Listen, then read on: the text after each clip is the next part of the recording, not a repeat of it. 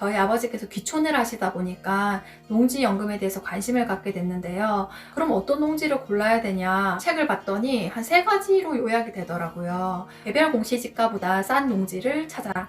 그래서 제가 경매 사이트를 활용해서 열심히 한번 찾아봤거든요.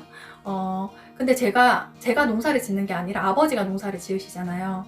그래서 멀리 있으면 농사 짓기 좀 힘드실 것 같다 생각을 했고요. 첫 번째 농지는 바로 멀어서 포기를 했습니다. 법원까지 가다가 중간에 차를 돌려왔어요.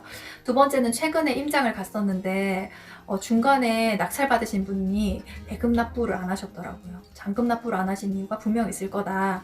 근데 지금 공시지가의 절반으로 떨어져 있어요. 네, 그래서 좀 메리트가 있었거든요. 가격적 메리트가. 한번 가보자. 근처니까 한번 가보자. 그래서 갔어요. 차 타고 엄청 힘들게 갔는데 아니 웬걸 묘지가 떡하니 자리 잡고 있더라고요. 그래서 분묘기지권이라는 얘기 들어보셨을 텐데요. 향후에 제가 싸게 저 땅을 사더라도 분묘기지권 때문에 뭔가 스트레스 받겠다. 그럼 안 되겠다. 그런 생각을 했습니다. 네, 안녕하세요. 농지연금에 대해서 들어보신 적 있으세요? 농지연금은 2011년부터 시행된 제도고 만 65세 이상의 고령 농업인이 소유한 농지를 담보로 생활안정자금을 연금 형태로 지급하는 제도입니다. 농지은행 포털에 추진 방향을 한번 찾아봤더니 이런 얘기가 있었어요.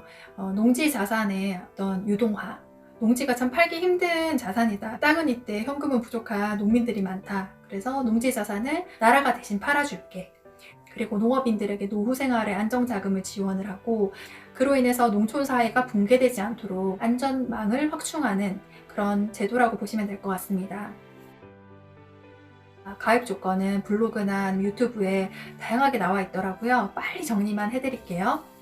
만 65세 이상의 농업인이어야 합니다. 논농사, 밭농사를 짓는다 하시면 1000제곱미터 그런 땅을 소유해서 농사를 지으셔야 되고 아니면 300제곱미터 그래서 한 100평 정도는 비닐하우스 같은 거 하셔야 된다.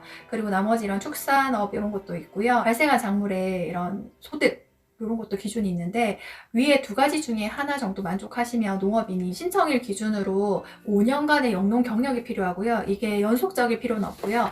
끊어서 비연속적으로 합산도 해준다고 합니다. 대상 농지, 지목이 농지 중에 전, 답, 과수원이어야 돼요. 다른 건 안 돼요. 임야 이런 거 안 되십니다. 잡종지 이런 거 안 돼요.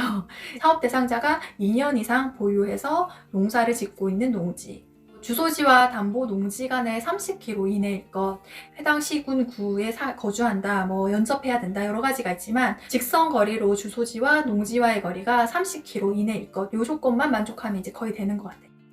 그리고 저당권 등 제한 물건의 농지가 아닐 것, 한 15% 미만 대출 받으셨으면 진행 가능한 것 같습니다. 압류, 가압류, 가처분 등 목적물이 아닌 농지, 문제의 소지가 없는 농지여야 된다. 그렇게 보시면 될 것 같습니다. 그러다 보니까 깨끗한 물건을 가져가려고 하죠. 불법 건축물이 있는 농지는 제외된다고 합니다.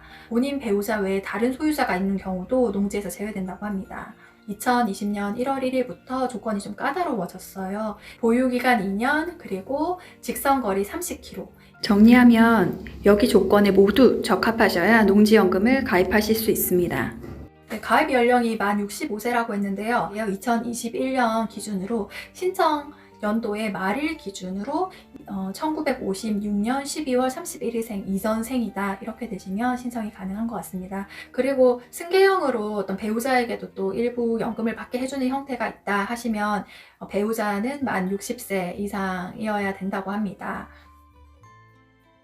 저희 아버지께서 귀촌을 하시다 보니까 농지연금에 대해서 관심을 갖게 됐는데요. 그럼 어떤 농지를 골라야 되냐 책을 봤더니 한 3가지로 요약이 되더라고요. 첫 번째는 개별 공시지가보다 싼 농지를 골라라. 이 농지연금에서 연금액을 산출할 때 기초가 되는 게 공시지가, 개별 공시지가 곱하기 면적 이렇게 해서 연금액이 산정이 되다 보니까 확정적으로 받을 수 있는 금액입니다. 이것보다 싸게만 이 농지를 살 수 있다고 하면 분명히 이 농지연금의 수익률이 높아질 거다 이렇게 판단한 결과라고 생각했고요. 두 번째가 바로 규제가 완화될 가능성이 있는 농지, 세 번째가 바로 미래 가치가 상승할 것으로 생각되는 농지. 제가 두 번째, 세 번째는 제가 하기 너무 어렵더라고요. 왜냐하면 정보가 필요도 하고 그리고 또 운이 너무 좋아야 되잖아요. 첫 번째는 할 수 있을 것 같아서 작년에 하나, 올해 또 하나 이렇게 한번 도전을 해봤는데 낙찰을 받지는 않았습니다. 그래도 책을 좀 읽다 보니까 이런 땅들이 있더라고요. 모양이 좀 예쁘지 않은 땅? 네, 그런 땅들은 농사 짓기가 좀 힘들다 보니까 그런 땅은 좀 호소력이 있다. 두 번째가 묵전. 예, 농사를 짓고 있지 않은 풀이 무성한 그런 농지, 이런 농지를 또 찾아봐야 되겠다 해서 생각해서 지금 계속 열심히 경매 사이트를 보고 있습니다. 이렇게 하다 보면 몇 년 안에 제가 원하는 또 아빠에게 맞는 그런 땅이 나오지 않을까 생각하면서 농지연금 열심히 공부를 하고 있거든요. 네, 오늘은 기준 대상과 저의 두 가지 사례를 간단히 말씀을 드렸는데요. 다음에 또 시간이 되면 수급 방법이라든가 여러 가지 주의할 사항들 한 편 더 제작을 해서 올려드리도록 하겠습니다. 그 취지는 이 땅을 농사 짓는 데 쓰고 놀리지 마라. 이런 여러 기준들이 있지만 크게 어렵진 않은 것 같아요.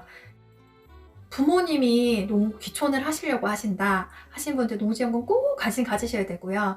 두 번째는 그러니까 55세, 지금 60세 정도 됐는데 나 스스로가 귀촌에 관심이 있다, 귀농에 관심이 있다 하신 분들은 또 지역 선정도 잘 하셔야 되고요.